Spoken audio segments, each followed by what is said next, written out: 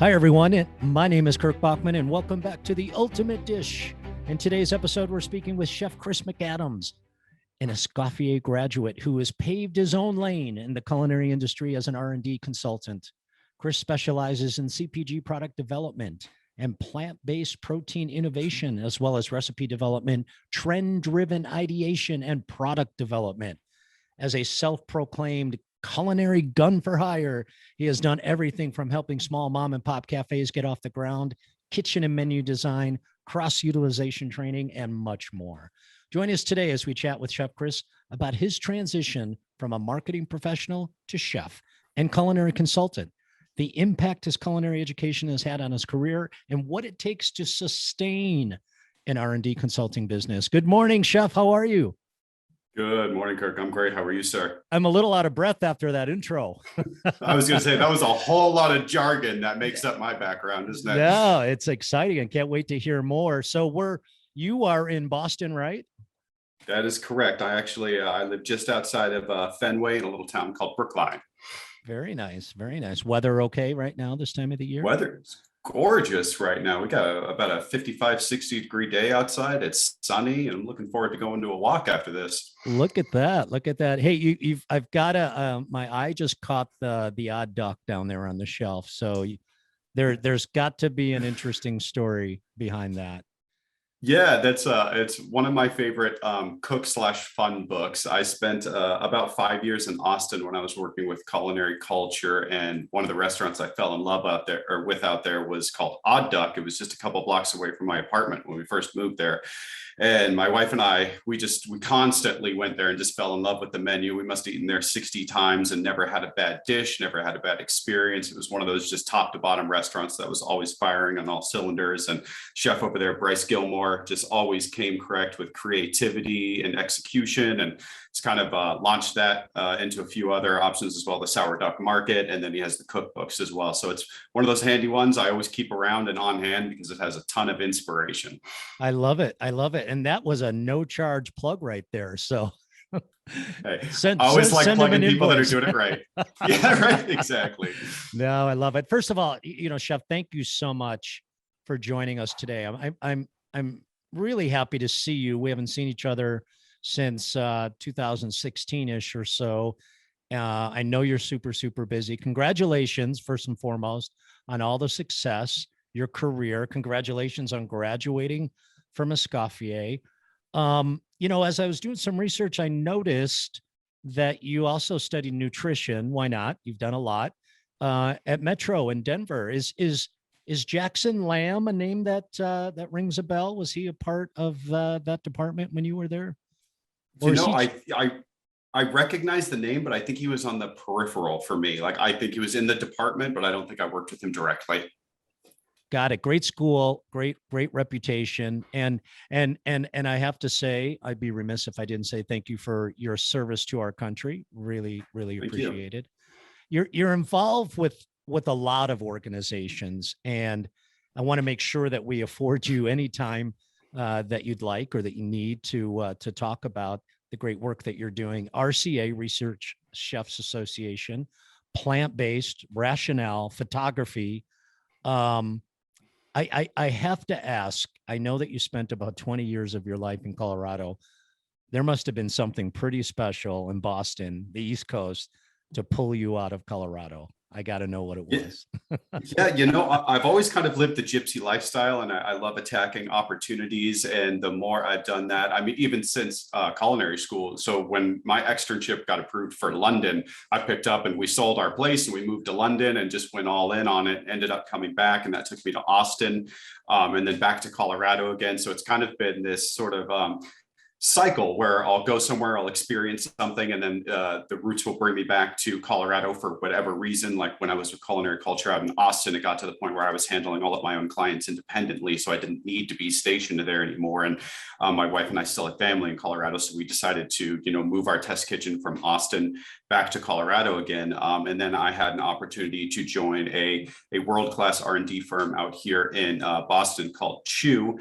And so that is actually what picked me up from Denver and moved me out to Boston.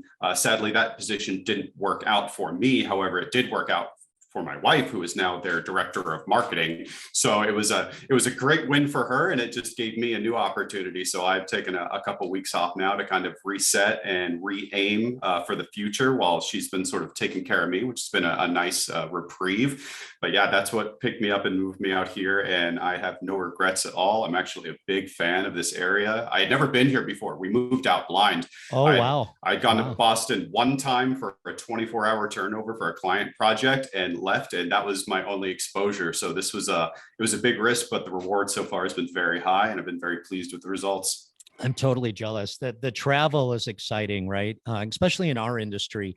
Where was the externship in London? That's exciting. Oh my gosh, that was at Clark's of London with Chef Sally Clark, who is an absolute phenom. So I had the pleasure of working with her and her executive chef, Michele Lombardi, and their entire team. And the funny thing was, the reason I chose London was because, like, unfortunately, like most Americans, I only speak one language. So I wanted to go somewhere European that I could get the best possible training, but I wanted to be able to speak the language of the kitchen. And the irony of it all was I got out there, got approved, got into the kitchen, and it turned out their entire kitchen was Italian. So it was a bit of an adjustment when I got out there, but they spoke English enough to get me through. And then in the bakery, they all spoke French, but it was a lot of fun, and I learned a ton, and I got put in a whole lot of uncomfortable situations and got beat up and battered and bruised and picked up and did it all over again. And it was one of the best times of my life. That 3 months out there in London was just terrific. I listened yesterday to, Stanley Tucci, the actor, just came out with a book called Taste. It's sort of a memoir of his life. And he moved to London about 8 years ago, grew up in New York and upstate New York. And he said kind of the same thing. It's right. In London, you're in Europe, which is super, super cool, but the language is English. So it just makes it that much easier, right? Yeah, it was just I love traveling, and it kind of goes into like why we developed Fork and Path, which was our little side company. It was just an excuse for us to travel the world, and it kind of kicked off after that trip to London. That was really when I got like the taste for it and the energy for like there's so many lessons learned, so many experiences, so much exposure to new techniques, ingredients, flavors, products, things I had never seen before. And it was really very eye-opening for me. And that kind of like just energized me to want to do more and more and more. I love it. Love it. Love it. I also, speaking of podcasts, I listened to your chat with Neela Paul, and quite honestly, I listened to it twice. I thought it was really, really great. She has some experience with the RCA as well. What I loved, Chris, was you talked at one point about all the things that make us different, and you came to this kind of from a mentoring perspective, right? And then you also kind of segued into talking about what's necessary to get us to a level of high performance. And I just love this sort of thoughtful approach, your style, basically, to coaching, right?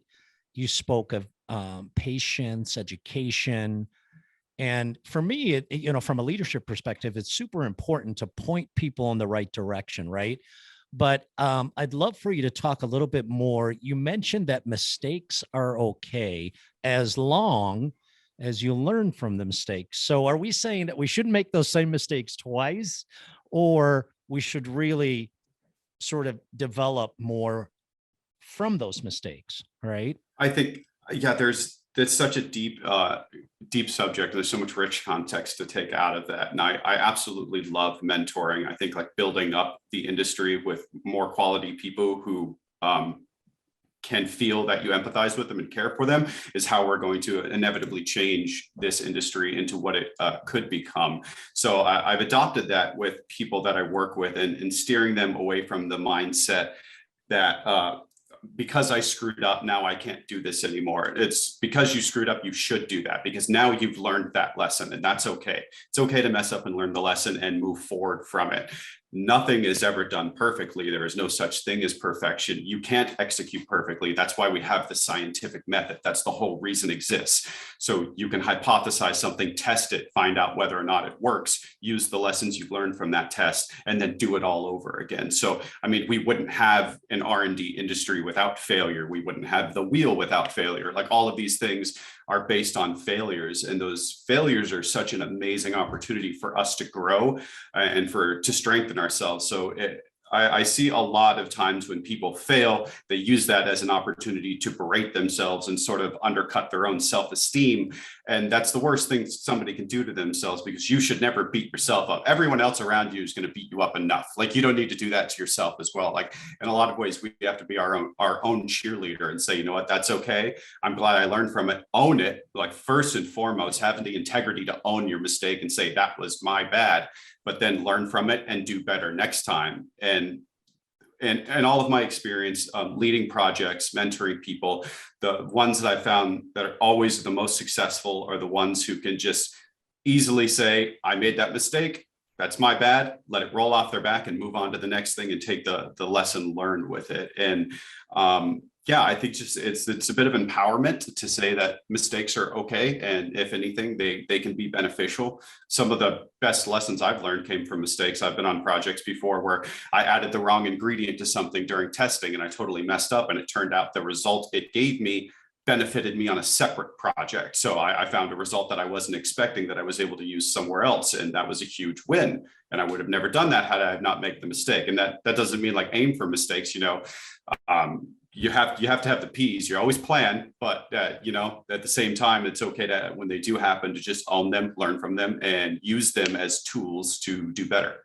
This approach to mentoring and coaching and thoughtful leadership and such, do you believe in our industry, which was really, you know, devastated during the pandemic, do you believe it's more important today, post-pandemic, or let's say getting to post-pandemic, than even before, in terms of, you know, getting people to come back to the industry for the right reasons, right, and supporting them in a more thoughtful way, not with wages and hours and such, but the way they are treated, right?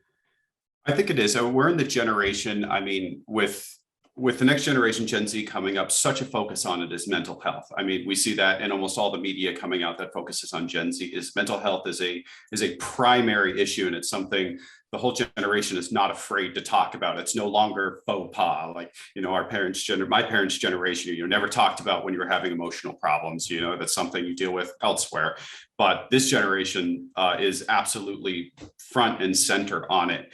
And I think in order for our industry to be successful, we always have to be looking towards the future of the industry and who is the next one in line, and how do we nurture that demographic to come up and be successful within this environment. And I think during my time in the kitchens, we were already seeing sort of the expiration of the quote unquote bastard chef idea. We were throwing plates and everything, like that was already on the way out. Worked with tons of chefs that were just amazing, silent kitchens and wonderful people. And I think we're seeing more of that adopted as sort of the millennial generation gets in those leadership positions and starts taking over and saying, you know, this can be more than just a grind. Yes, we're in here to create something. We're in here to build art and to be of service. But being of service, I think sometimes in our industry gets lost between the front of house and the staff. So like, we're of service to all of our consumers, but we forget to be of service to ourselves and to each other as well. And I think that's where it's starting to change. Yeah. So now we're noticing that, and we're looking at those around us and saying, how can I help you? How can we work together? How can we go from competitive to collaborative in a really ingenuitive and meaningful way? Good lesson, not just for our industry, but for life, right? For parents.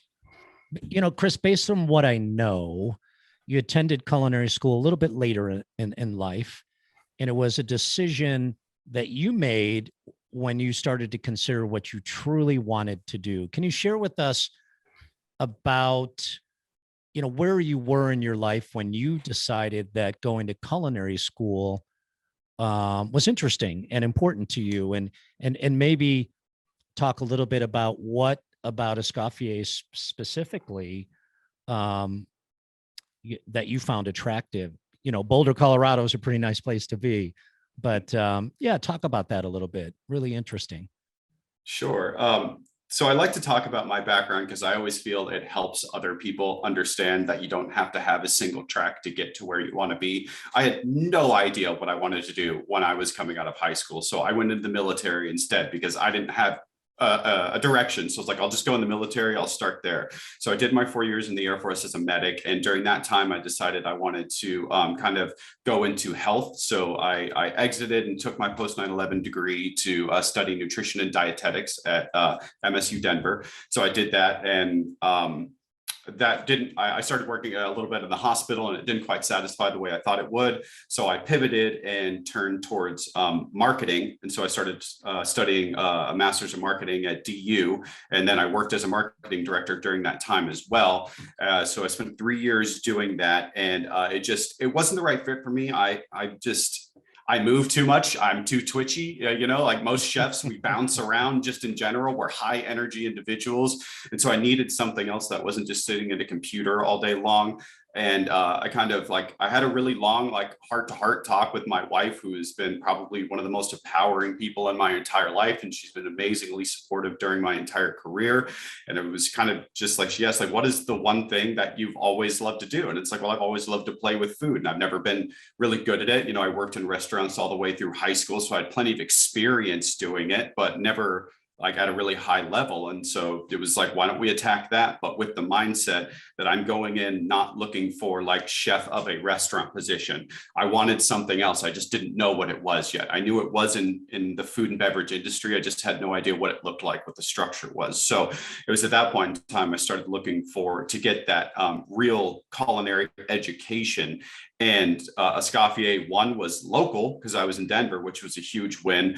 But two, had that compressed timeline. So I already had a degree and I had gone into, my master's as well. And I didn't want to start over and take prerequisites and go for, an associate's degree in culinary or whatever it was. And Escoffier gave me that opportunity to take all of that prerequisite knowledge I had, focus it into going directly into the kitchen and jumping in hands-on without all the peripheral stuff and just executing as well as I could. And I consistently believe that you get out what you put in. And I really tried to put everything I had into my time at Escoffier, working with all the chefs, anyone that would take me in free time, anyone who wanted to have a conversation with me before or after class. I would just drink up and sponge as much knowledge and experience as I could, and it paid dividends. And that's what got me into Clark's in London, and that's what took me into culinary culture in Austin, and that got me into this career path that I'm currently in. So I owe a lot to it. And today, and thank you for that, Chris. And today you serve as a mentor for other Escoffier students. Am I right? That's correct. Yeah, I'm a part of the Escoffier mentorship program. I'm currently mentoring a student based out of, coincidentally, Austin, Texas. That's great. That's great. Are there some memorable events or moments when you were a student that kind of stand out that you're able to share? Oh my gosh, there was a lot of memorable events. I really did have a lot of fun in culinary school. Doing catering events at the Governor's Mansion with Jesper Janssen was awesome. My entire class with Chef Bob Scherner, I loved that guy. He was no holds barred, relentless, and exactly what I was looking for. The type of guy who was going to just treat you like you were in a kitchen, and I had a great time working with him, and I learned so much from him as well. And honestly, really, it was for me, what I got from Escoffier, which is what I try to give back, is that same sort of mentorship. So because I was proactive and because I went to my instructors and tried to develop a one-on-one relationship with them beyond just doing the curriculum, I was able to divine so much more information from them and ways of execution and methodologies and techniques that other people didn't get because they were in and out as quickly as possible. And so it meant a lot to me. And I think subconsciously, in a lot of ways, that has kind of molded me to see, if they could do that for me, what could I do for somebody else then? No, I love it. There's a theme here. Clearly you like to give back. And I'm curious, an organization like Research Chefs Association, which I have an incredible amount of respect for, and we have a very close common friend in Robert Downhigh, who I've known for years, and he's been involved with RCA for a long time. What motivated you to jump into that world? It's a volunteer situation, right? A lot of work, a lot of networking. But I'm really curious. One, how did you discover them, and what motivated you to continue to give back? That's a fun story, actually. I discovered the RCA when I was in London. So my externship was wrapping up, and I knew that it was just cost prohibitive to stay in London at the time for my wife and I. So I knew had to transition out of London and find a career back in the States.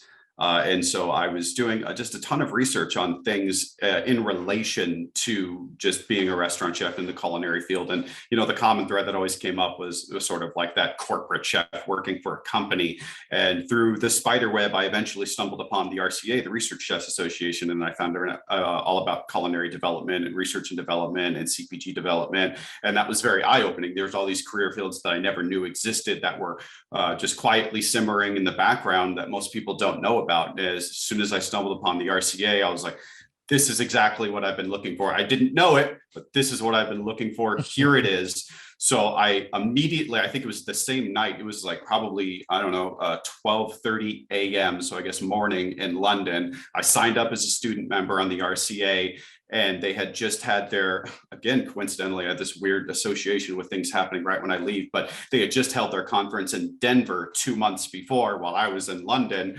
and they had released all of their President's Award winners for that year. And I just sent each one of the people on the President's Award list my resume and a letter of intent, and just blindly sent it all of them. And one of them was Chef Allison Rittman with Culinary Culture out of Austin. And turns out she was hiring. She liked what I had to say. I came out and I did a dry run with her, and she hired me on the spot, and we were together for about 4 years, and it was awesome. But that was when I realized the power of something like the RCA, because in that quick amount of time, I was able to go from jobless in London to employed and salaried in Austin, Texas that quickly.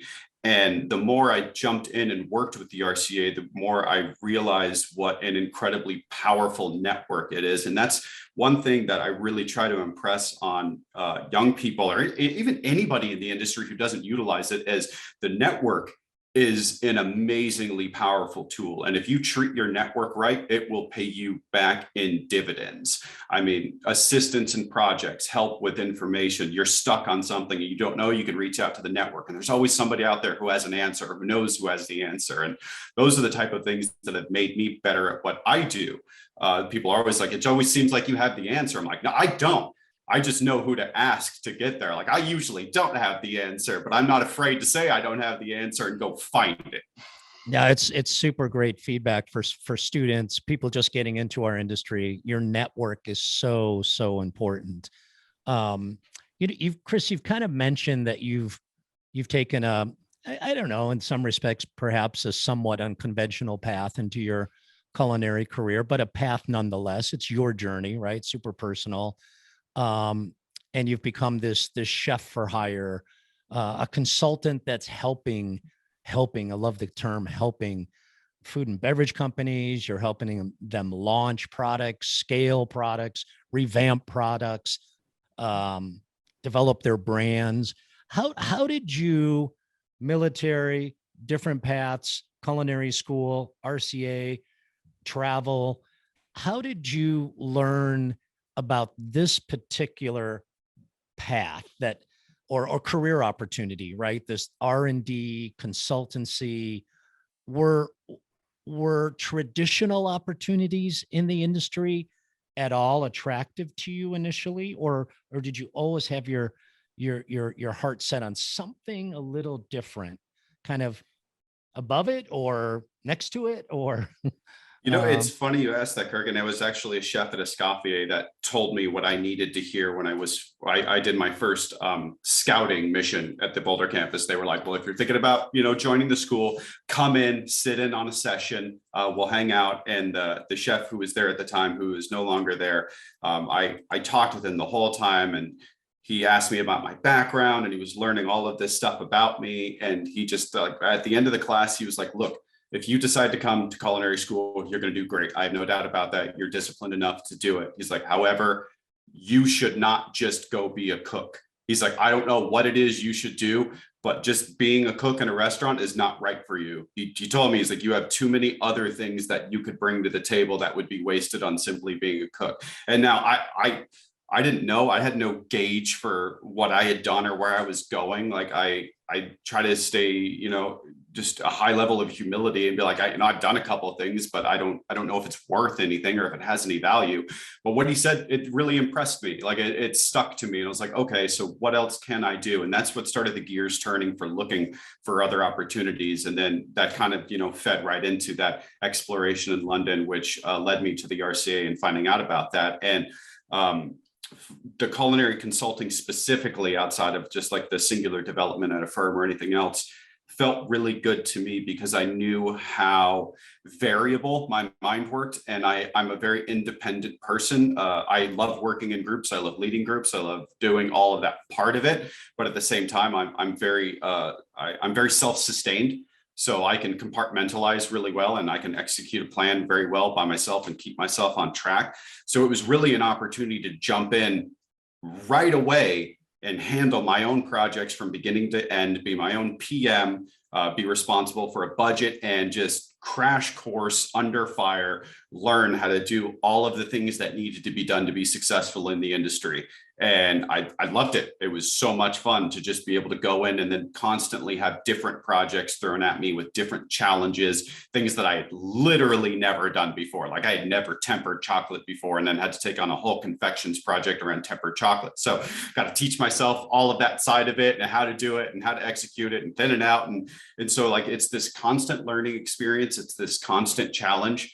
And it can be daunting and it can be incredibly difficult. And I've had plenty of sticky times throughout it, but I've always relied on my network and the people around me to help me through it. And that openness and that willingness to accept both tutelage and mentorship and all of those other things and direction, it's allowed me to sort of grow into this position where I definitely have a lot more confidence in what I'm doing. And I know when things feel right and don't feel right. And I tend to have pretty good like gut check knowledge. Like if my gut says it's not right, something's not right. And I may not know exactly why it's not right, but I'll put it to the right person and they'll tell me. So for students, current students, or even grads who listen to our chat and become super interested in kind of your journey, I imagine, kind of a two-part question. I imagine there are some challenges in this sector and there are probably some opportunities, right? I imagine first and foremost, you have a lot of different clients. So one size does not fit all. You've got to be super flexible. You've got to be able to pivot. But are there, and I'm sure it balances, maybe speak a little bit to the challenges of being an entrepreneur in many ways and the opportunities. You've said some of it. I love the idea of, in a strange sort of way, being your own boss, right? Responsible for your own projects and timelines and benchmarks and things like that. But I imagine there's some challenges as well, particularly over the last couple of years, right? Yeah, absolutely. Everything comes with both good and bad, and it's the stress you accept that makes you who you are. And in this situation, doing consulting, for me, I was a part of a company, so like I wasn't entirely independent. I was under a structural umbrella, but I was handling my own clients within that, which I think one of the biggest challenges becomes the communication point of it. And I think that's where a lot of struggles happen within the R&D industry, is understanding the expectations of the client coming in and exactly what they want, being able to communicate the reality and the possibilities of what they want against physical reality, and create that and still keep that message attractive.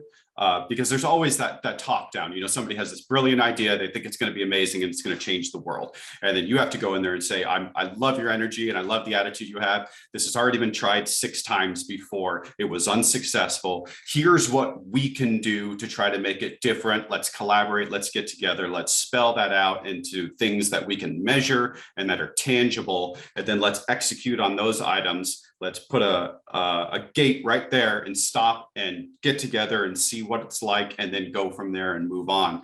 And I think there is a big problem in the R&D industry with over promising and under delivering.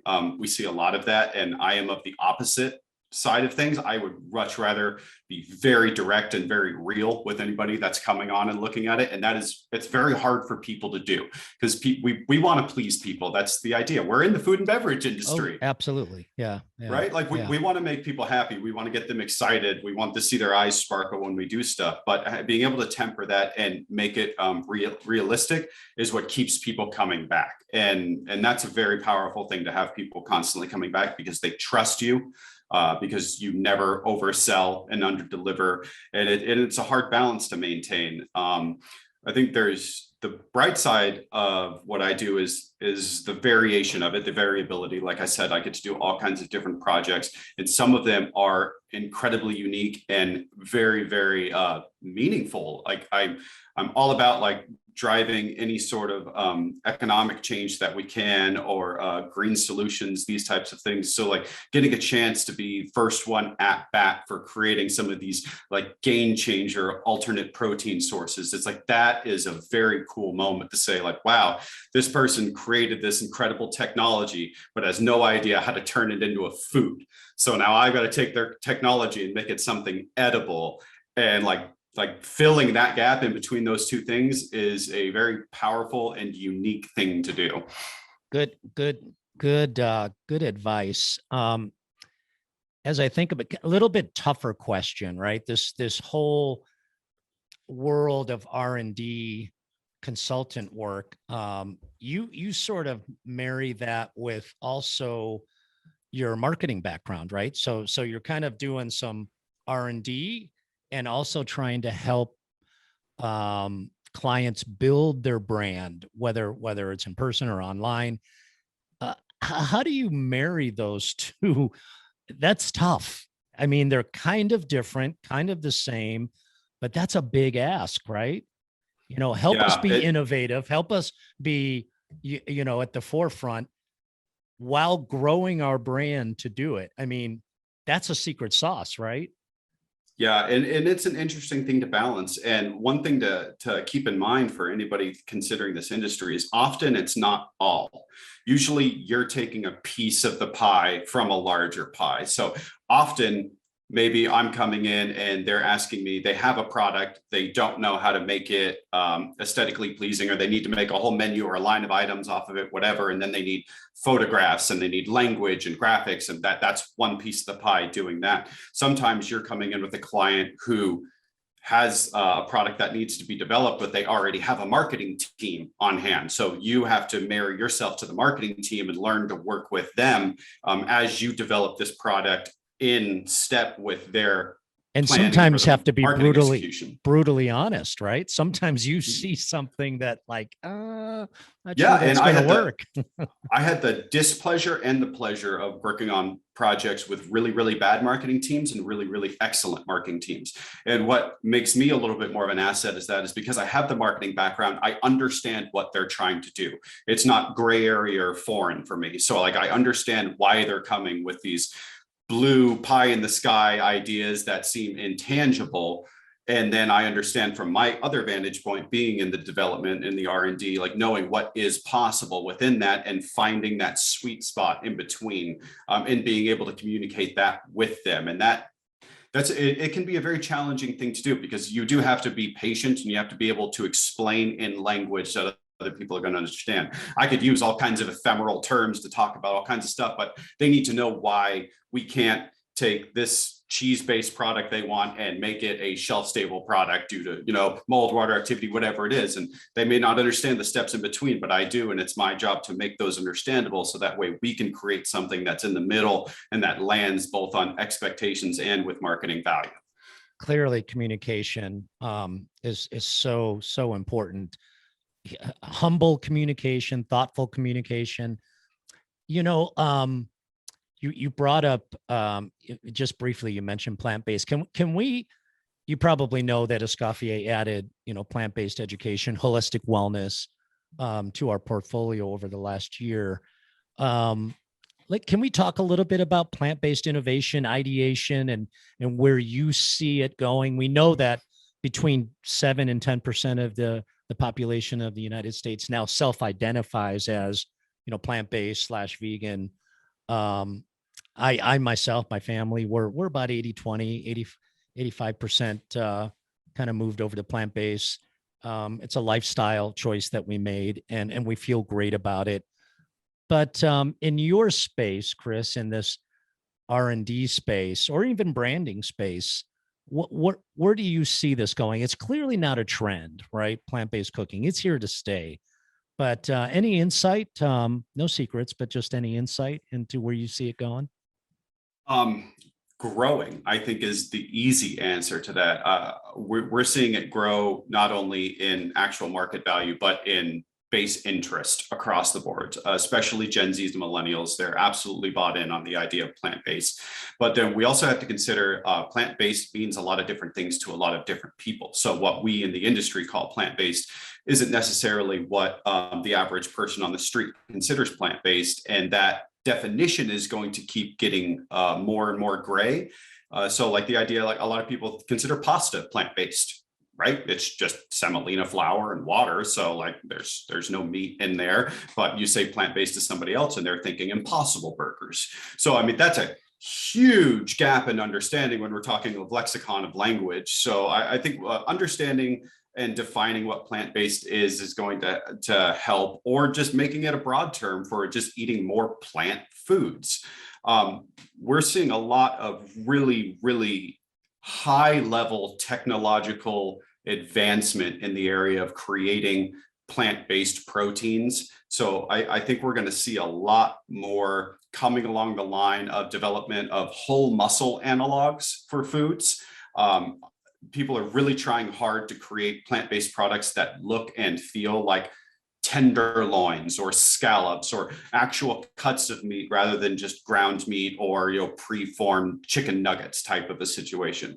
We're also seeing a bit of a variance on the other side of the talking point too, where more people are saying, well, okay, we've got all these like plant-based foods that are also filled with all of these the methyl cellulose and all of these other things to stabilize them.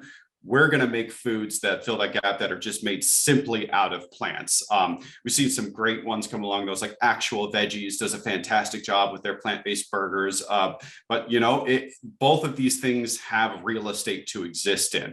And then you have the third one coming in, which is the cell-based meat, the laboratory meat. And I think we're really all trying to answer mostly the same problems. We're trying to solve mostly the same problems. It's basically, how do we create less animal fodder? How do we lower the environmental impact of animal feed? And how do we create more of a humane system? So I think we'll never see the farming of animals stop. I think the hope long-term for most people who are in the plant-based arena and believe in it is finding a better balance for that and saying, those whole meat items are terrific to special occasion things, but how do we fill the rest of our diet up with plant-based foods that still meet satisfactorily, that hit on the umami and the savory and those flavor notes that we really want, but have much less of an impact both humanely and environmentally on the world? Yeah, great response. I've asked several guests and other, plant-based chefs that I've interacted with, why is it that you're using the terminology that people are familiar with, plant-based chicken fingers, like you mentioned. And, the consistent response is, listen, no one's denying that people are familiar with things that they believe taste good. A lot of people think chicken tastes great, but people today are making conscious decisions around animal welfare, personal health, the environment, so on and so forth, right? So no one's denying that. Do you think that down the road, we will be at a place where we don't have to call something an animal protein to make it attractive? So no longer will tenders be called plant-based chicken tenders. They'll simply be called plant-based tenders.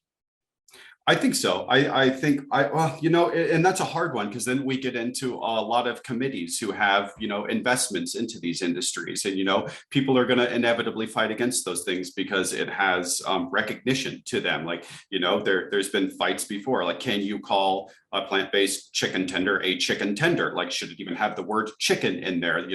Period. Some people, some people don't want that in there because they say it undercuts, the actual marketing for chicken products. I think there's going to be a lot of turmoil inevitably over it. I think language in the country is a bureaucratic process that takes a lot of yellow tape to get through and to understand. And I think it's going to be a fight, and there's going to always be an issue with it. I think ideally we get to a point where just food is food, and we're enjoying the food because it tastes good and because it's good for us and because it's developed well. And we're not going to really care as much about the nomenclature of it. I think that inevitably a marketing team out there somewhere is going to create the perfect meat analog, and they're going to give it some quirky name like flam or something. And then that's what we're going to refer to it as. It becomes the Kleenex or the Xerox or whatever else. It's just this, this ubiquitous word that's used for all those types of foods. And you'll be responsible to build it out. Yeah. Yeah, exactly.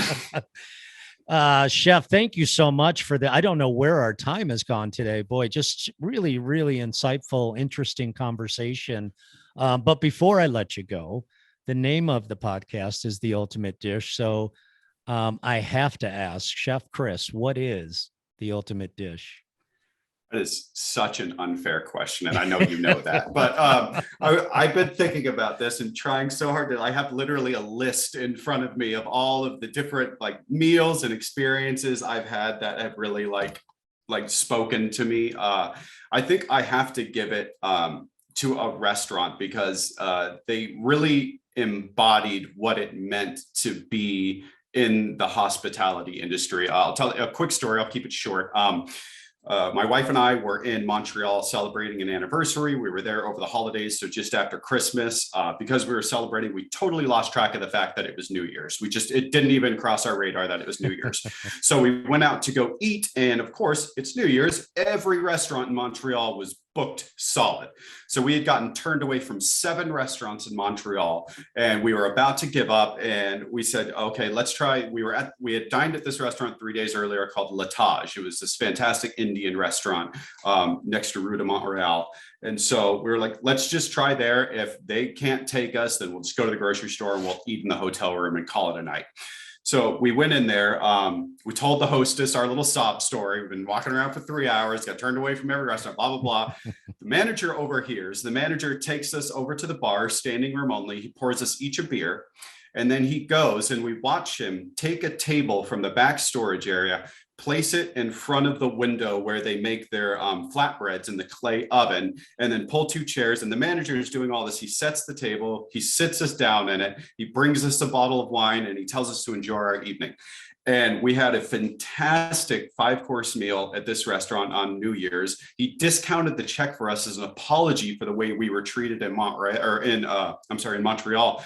And it was just one of those moments where it's just like, he didn't have any responsibility for any of that. He didn't have to do any of that, but it was just it was a game changer. And that I really got the feeling then. I was like, this is what hospitality can do. Like, you can take somebody and create an entire mood and memory that can shape them forever. And that's really what I try to bring into what I'm doing. Is I want to create things with integrity and with excellence that answer a problem, that solves something for a consumer, but also bring them a moment of joy or an experience that they're going to take with them. The true definition of hospitality. Beautiful story, and a story you'll continue to share, right? Absolutely. And that restaurant is still open today. So of course it is. Yeah. I love that story. And, Chris, continued success. Thank you so much for what you're doing for the industry, for Escoffier. And we'll chat again. And the next time you come back to Boulder, I hope you come by the campus and say hello. I'll give the chefs that are still here. Jesper's still here. Bob's still here. Your best. Really, really proud of you. Thank you. Excellent. Thank you so much, Chef. I appreciate your time and hospitality, and I absolutely will come by next time I'm in town. So thanks for everything. Awesome. And thank you for listening to the Ultimate Dish podcast, brought to you by Auguste Escoffier School of Culinary Arts. Visit escoffier.edu/podcast, where you'll find any materials mentioned during the podcast, including notes, links, and other resources. You can also browse other episodes and subscribe.